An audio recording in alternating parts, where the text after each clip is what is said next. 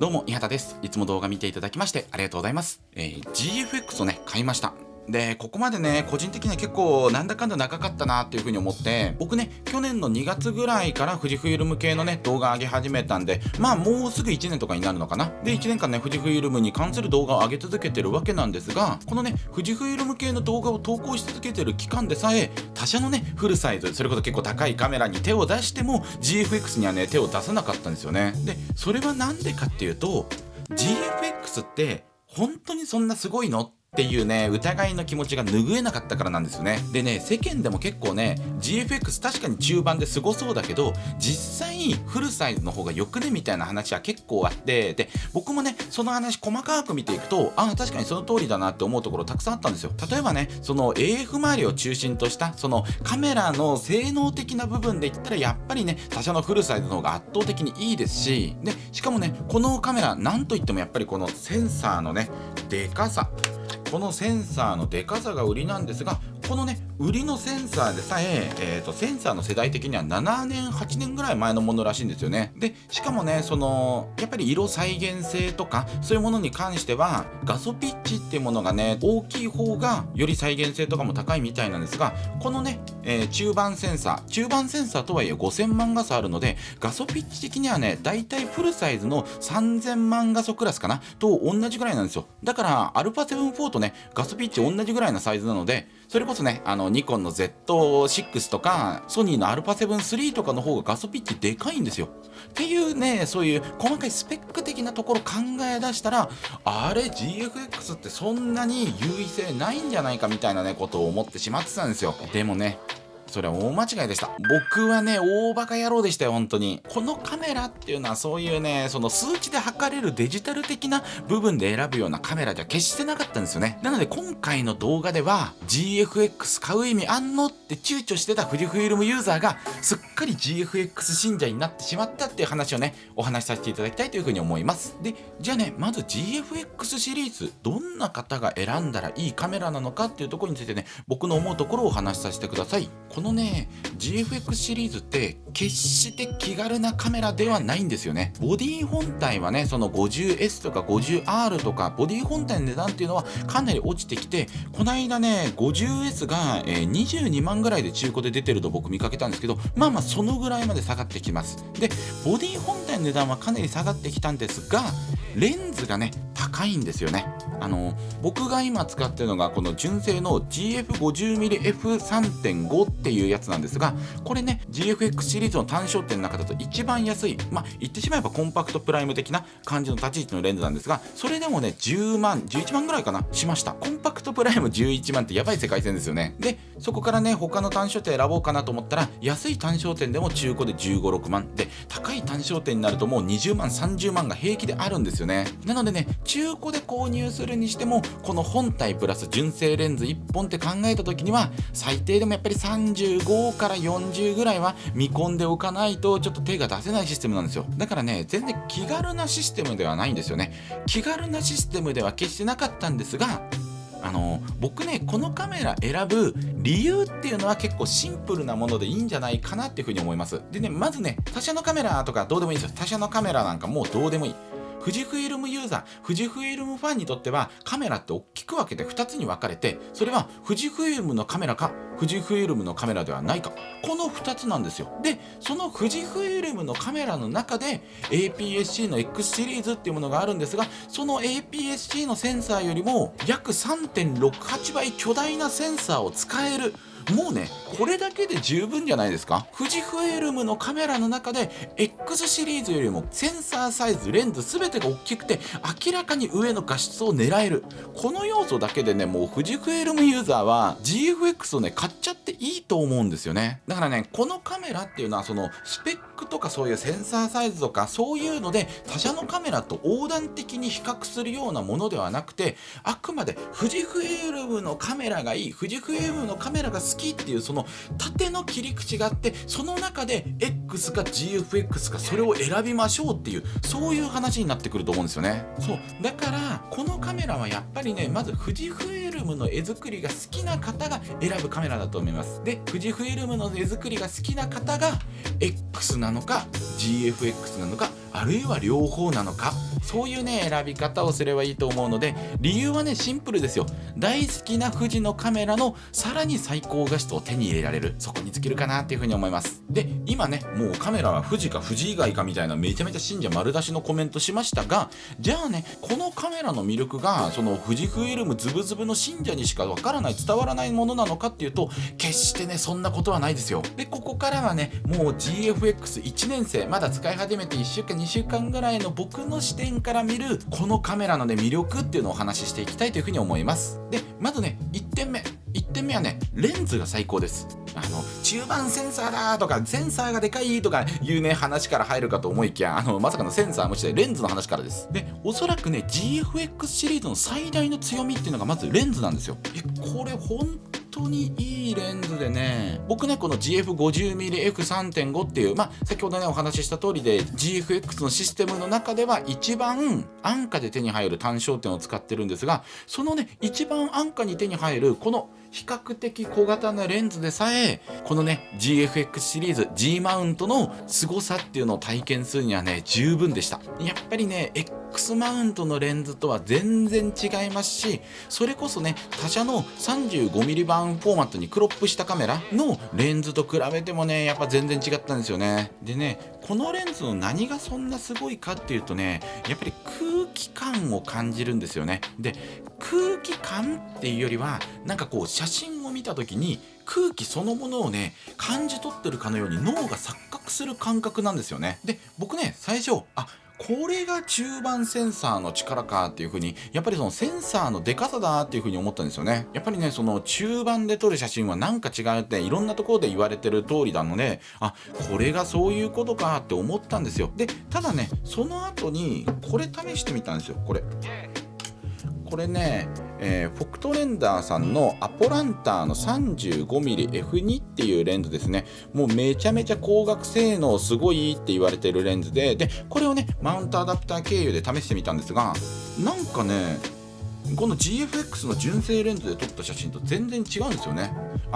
すっごいいい写りしてくれるんですよ。すっごいいい写りしてくれる。でもねなんかそういう次元じゃなくて、なんかこれはやっぱり今まで撮ったことのある写真が撮れて、こっちはね今まで撮ったのとはなんか違う感覚があった。でこのレンズねやっぱり35mm フォーマットに最適化されてるレンズなんで、四隅がね中盤のセンサーで使うとちょっと蹴られるんですよ。で最初ねその四隅蹴られてるせいだと思ったんですよね僕。でそっからね 35mm 版フォーマットにクロップして使ってたんですが、同じようにねこっちの GF50mm でその 35mm 版フォーマットにクロップした写真と比べてみても、明らかにこっちはね 35mm 版にクロップしてもすごいなんか空気感を感じるんですよ。これはねやっぱりどこまで行ってもその今まで僕が撮ってきたある意味X シリーズのカメラでも撮れるような写りしかしてくれなかった。そう明らかに純正の方がねその空気っていうものを感じるんですよね。でもちろんねその純正は当然純正なのでこのカメラに最適化されてますし、で一方こっちはねそのライカのねカメラのセンサーに最適化された作りをしているので、めちゃめちゃこっちが不利な条件であることは間違いないんですが、それにしてもね違ったんですよ。このアポランターシリーズってフォクトレンダーの中でも特に光学性能をね追求したっていうレンズで、僕結構楽しみにしてたんですが、あれちょっとこれは違いすぎるぞと、ていうか、こっちが良すぎるぞっていう風に思ったんですよね。でこれねちょっと考えてみたら当たり前で、今 Z マウントみんな大好きじゃないですか。 Z マウントみんな大好きで、なんで Z マウント大好きかっていうと、やっぱりその大口径マウントがめちゃめちゃでかいから、とにかく画質をいっぱい上げられるぞみたいな話が出てると思うんですが、これねZ マウント 55mm 系なんですが、これ 65mm 系なんですよ。だからね当然 Z マウントのレンズのクオリティっていうのがマウントのねその径の大きさっていうのの恩恵を受けてるんだとしたら、当然こっちも受けるよなって。レンズはね本当にもちろんそんなマウントの径だけで性能が決まるようなものではないんですが、それでもねやっぱり単純にZ よりも1センチでかいんだみたいな感じで思いました。でもう少しねちょっとこのレンズについてお話をさせてください。このレンズでやっぱり1億画素にも対応するGFX100 シリーズにも対応してくれるので、やっぱりねめちゃめちゃ解像度が高いんですよ。でその解像度が高いかって具体的にどういうことかっていうと、ちょっとねこのカメラとレンズで撮った写真っていうのをバチクソ拡大していきます。そうするとね、このピクセルレベルまで拡大した時に、このね横のピクセルとの変な色にじみがないの分かりますかね。1ピクセル1ピクセルがしっかりそれぞれに入ってきた光っていうのをちゃんと認識している感じだからね、その拡大してった時にはめちゃめちゃやっぱり改造しててめちゃめちゃシャープなんですよね。ただこれ面白いのが、一つ一つの画素っていうのはめちゃめちゃしゃっきりシャープに改造しているんですが、何せねこれ GFX50 でも5000万画素あるので、こうねどんどんじゃあ逆に縮小していった時に、そのピクセルの密度がね単純に多いので、すごくなだらかなグラデーションになるんですよね。だから一個一個の画素としてはめちゃめちゃシャープに改造しているはずなのに、引きで見た時にはものすごい滑らかな絵になるんですよね。なのでね、このカメラで撮ると本当に何とも言えない空気感と一緒にすっごい滑らかな質感が得られるんですよね。でその滑らかな質感っていうのは多分しっかりとシャープに改造した画素っていうのが階調豊かに並んでいるっていう、そういう状態から来るんじゃないかなっていうふうに思ってます。そうだからね、全体像で見るときにはめちゃめちゃ滑らかだけど、改造するとめちゃめちゃシャープっていう、ちょっとね若干意味のわからない写真が撮れるのがこのカメラです。でまずねレンズ最高っていう話をさせていただいたんですが、やっぱりねこのカメラレンズだけじゃなくてセンサーもいいんですよ。ということでね、このカメラの凄さの2点目っていうのがセンサー、特にそのセンサーから出てくる色がすごいなっていうふうに思います。で冒頭でねお話しした通りで、やっぱり数値的なねものを比べると、例えば GFX50 シリーズと α7-4 の画素ピッチって同じぐらいだったりとか、あるいは α7-3 とか Z6 の方が画素ピッチ的には大きかったりっていう、その単純なスペックだけを話すと最新のねフルサイズセンサーの方がいいのかもしれません。ただこれね他社のいろんなカメラ使ってきた僕の体感です。僕の体感としては明らかにこれはね今までとは違うんですよね。なんだろうなこれっていう感じです。そう他のセンサーとは明らかに違う圧倒的な色の滑らかさと階調の豊かさっていうのを感じるんですよね。でごめんなさい、この動画ね僕のチャンネルって基本的に僕の主観でバンバン話してるんですが、この部分は特にその僕の主観丸出しの話になるんですよ。っていうのもさっきからお伝えしている通りで、その理論的な話をすれば確かに他のフルサイズのセンサーの方がいいような気がするんですよ。僕もやっぱりその理系なのでね、なんか理論的な話、そのスペック数値的な話をされると、なんか確かに他のフルサイズセンサーの方が理にかなってるとって思うんですけど、なんかね違うんですよね。理論的には色再現性だったりダイナミックレンジだったり新しくてね画素ピッチの大きいセンサーの方がいいはずなのに、僕の目には明らかにこっちで撮った写真の方がよく見えるんですよ。いやだからねもうここは分からん、本当に分からんですが、ただただ事実として僕にとっての事実はこれの写真がすげえ、ここなんですよ。でまあねちょっとこの辺りの話っていうのはねまた改めて別の動画でもう少し掘り下げていきたいと思うんですが、とりあえずね僕が今このカメラを使ってて一番感じてることっていうのは、フィルムシミュレーションの色ってさらに先があったんだっていう感じです。これどういうことかっていうと、同じフィルムシミュレーションを今撮ってるの X マウントなんですが、同じフィルムシミュレーションを X のカメラと GFX のカメラで使うとなんかね違うんですよね。こう明らかに GFX の方が深みのある色を出してくれる。で僕ねほんと最初慣れなすぎてこっちの色がね深すぎてカラーをマイナスに設定して撮ってるぐらいな感じだったんですよ。そのぐらいねなんていうんですかね、このすごい深い色味でそれはねその彩度をガンガンに上げたべちゃっとした色味じゃなくて、とにかくね深いんですよね。いやらしさが一切ないんだけどすごく色鮮やかで深い色を出してくれる。ごめんなさい、これは本当ね僕の語彙のもう限界です。とにかくすごいんですこれ。いやでね僕今までずっと X マウントのカメラ使ってきて、で X マウントのフィルムシミュレーションにそもそもめちゃめちゃ満足してたんですよ。 X マウントのフィルムシミュレーションめちゃめちゃ満足してて、それこそねせっかく買った 35mm 版のね α7-4 のカメラでなんとかしてその X のフィルムシミュレーションに近づけられないかって頑張ってたぐらいなんですが、すごいね上がありました。だから X のフィルムシミュレーションは全然本当にそれだけで最高なんですが、最高の上に超最高があったっていう感じです。ということで2点目がこのセンサーの出す色味が最高っていうところです。で3つ目はねアスペクト比最高です。アスペクト比って 35mm 版フォーマットとかね APS-C フォーマットだと普通横対縦が3対2で写真が写るんですよね。だからまあ言ってしまえばちょっと横長の写真になるんですが、このね GFX シリーズだとその横対縦が4対3なので、ちょっと APS-C のカメラで撮るよりは四角形に近づく、要は上下がちょっと膨らんでるような感じなんですよね。でこのねやっぱり上下が拡大される感じっていうのがまたいいなっていうふうに思って、なんかねこう開放感があるというか、逆にこのカメラで写真を撮った後に X マウントのカメラで写真を撮ったりすると、あれちょっと上下クロップされちゃって狭いなって感じる風になるんですよね。だからこの基本的な4対3のフォーマットっていうのはすごい好きですし、あとねそれからこのカメラいろんなその撮影のフォーマットっていうのを楽しめるんですが、やっぱりね65対24っていうシネマとかに使われるめちゃめちゃ横長のね写真が撮れるんですよ。でこれがまたいいんだ。まずねもうこの横構図で撮るだけでそもそもすっごいおしゃれに感じるんですよ。これは多分ね人間の脳みそ賢いんで、この横構図っていうのを今まで見たねその映画とかのイメージと勝手に結びつけて、あこの横構図はエモい写真おしゃれなもんなんだみたいなのね錯覚してるんじゃないかっていう感じがするぐらい、このね横で撮るだけですごくエモい写真が撮れるんですよね。でしかもね横構図の何がいいかっていうと、やっぱりね縦の幅が広がれば広がるほど物を配置するそのバランス、要は構図ですよね。その構図力っていうのが難しくなってくると思うんですが、横はもうそのめちゃめちゃ縦幅が狭いのでね、ぶっちゃけ自分の写したい中心の被写体をポンと置いたら、あとそれを横位置でどこに置くかっていうのを選択するだけなんですよ。まあもちろんねその奥の広がりとかいろんなその横長フォーマットならではの構図っていうのはもちろんあると思うんですが、ただねその4対3とか3対2のフォーマットに比べて横長フォーマットっていうのはそもそもの構図の作り方がだいぶ楽になるなと。っていうんでねもうすごいですよ。もう何とってもエモくなるっていう、これもねやみつきになりますね。でね3点目がアスペクト比がねすごいっていう話です。で4点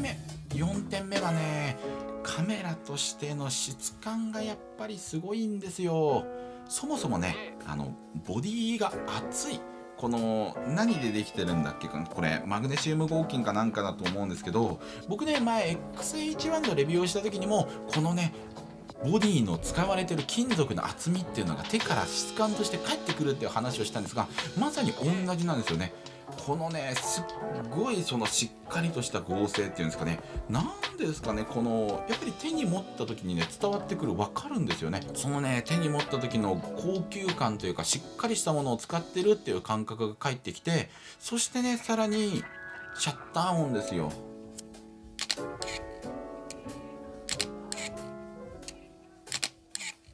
これねシャッター音は、GFX100 シリーズとか、あとは最新のね GFX50S2 っていうカメラのシャッター音っていうのはかなり静音になってるんですよ。でその静音シャッターっていうのは当然ねブレを出にくくするっていう意味ですごく理にかなってるんですが、ただねこの初代 GFX50S とかあとは GFX50R のこのね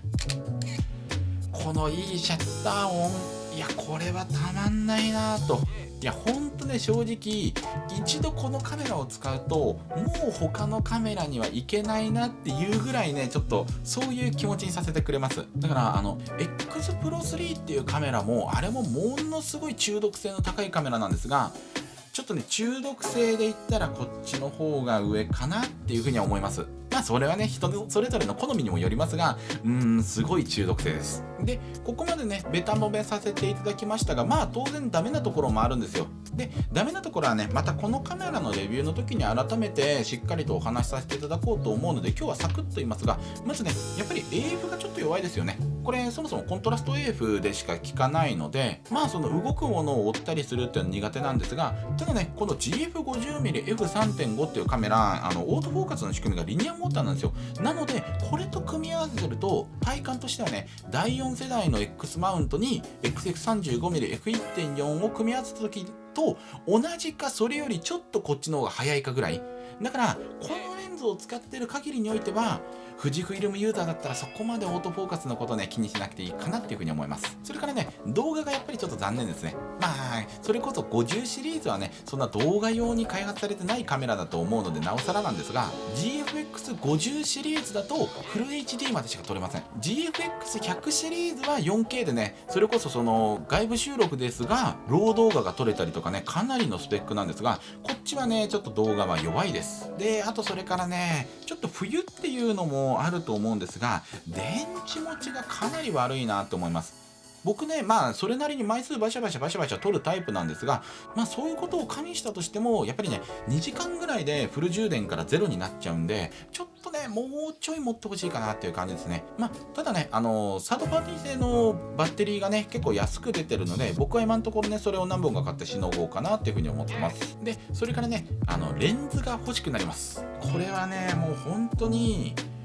このシステムで出てくる写真絵っていうのがやっぱりちょっと今までと違いすぎて、じゃあ他のレンズだったらどうなんだろうなっていうそのワクワク感がすごい出てくるんですが、とはいえ本当に GFX のレンズってそんな簡単に買えないんですよ。で純正レンズはこのレンズを除いて最低15万スタートで、サードパーティー製のねレンズもねそんなに本数が出てなくて、でそれもね中華製のサードパーティーマニュアルレンズなのに8万とかからのねスタートになるんで、なかなかちょっと買えないんですが、それでもね使ってみたい欲っていうのが湧き出てくるので、そのね新しいレンズ欲しい欲っていうのが出てきます。で最後ね、マイナス点、これマイナス点というか結局込めてるところなんですが、やっぱりね他のカメラ使いたくなくなるんですよね。その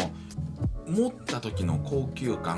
いいものを持ってる感、そして圧倒的なシャッターフィーリングと出てくる写真のやっぱり違いっていうところで、やっぱりねこのカメラを一度使い始めると、ちょっと他は行きたくないかなっていう風にね思っちゃいますと、ここまでねなんやかんやマイナス点を上げると言いつつも最終的にね GFX をベタ褒めしてたんですが、じゃあね今まで使ってた X マウント、今まで使ってたというか今もうめちゃめちゃ撮影で使ってる X マウントがダメなのかっていうと、そんなことは全然ないです。むしろねやっぱり X と GFX っていうのはお互いをね補完し合うすごいいいバランスだなっていうふうに思うんですよ。まずねその写真ってやっぱりそのいつどこで何を撮るかっていう、要はタイミングの話、タイミングの要素と、あとはそのシーンにおいてどれだけ光をきちんとセンサーがキャッチしてそれをどんな絵にするかっていう、その工学的画質的な絵作りの部分の要素に分かれると思うんですよ。で X シリーズのカメラっていうのは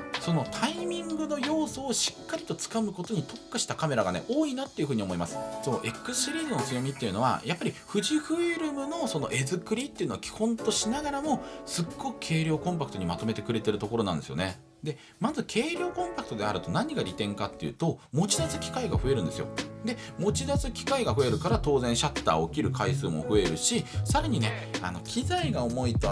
その歩いたり撮影をしている間にどんどん疲労っていうのが体に蓄積していくんですよね。逆を言うと機材が軽ければその元気な時間、元気に撮影をできる期間っていうのが重たい機材に比べて長くなると。そしてね遅いと言われてた AF ですがコンパクトプライムシリーズと第4世代のセンサー組み合わせるとめちゃめちゃ速いです。だからねこれらのことをトータルとして考えた時に、確かにねその本当の一瞬を切り取る性能っていうのは Z9 とか α1 みたいなそういう最高峰のフラグシップには及ばないですよ。及ばないんですが、それ以上にねそもそも撮るべきものと出会うっていうそこに至るプロセスが僕重要だと思ってて、その撮るべきもの、撮るべき瞬間に出会うっていうための前提作りとして持ち出す回数が増えたりとか元気で撮影できる時間が増えるっていうこの X マウントのね強みっていうのはすごく大きいなっていうふうに思います。そうなのでね X シリーズのカメラの強みってやっぱりね撮影回数を増やして最高の瞬間に出くわす可能性を上げてくれるっていう、そういうところにねあるんじゃないかなっていうふうに思います。